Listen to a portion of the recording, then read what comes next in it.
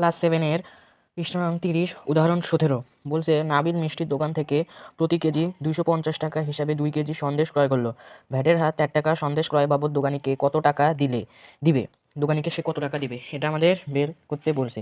তাহলে আমরা আগে 1 কেজির টাকাটা বের করব, যে 1 কেজি সন্দেশের দাম 250 টাকা। এরপর আমাদের বলছে 2 কেজি সন্দেশ ক্রয় করলো, তাহলে অতএব 2 কেজি সন্দেশের দাম 250 গুণন 2 টাকা সমান সমান 500 টাকা।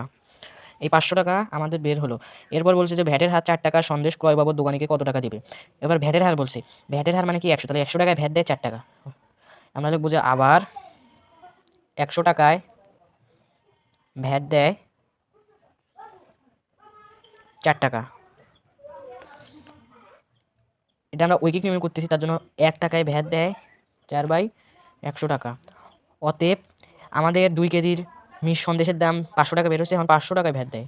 এই মোট দামটা আমরা এখন বের করবো। 500 টাকায় ভ্যাট দেয় 4 গুণন 500, এখানে 100, এটা গুণন করলে 20 টাকা।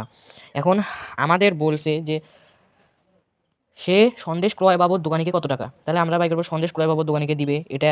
এই যে সন্দেশের 2 কেজি মোট দাম 500, এখন আমাদের 500 ভ্যাট দেয় 20 টাকা, তাহলে এটা যোগ করলে আমাদের অ্যান্সারটা বের হবে। তাহলে আমরা এখন লিখবো অতএব নাবিল দোকানিকে দিবে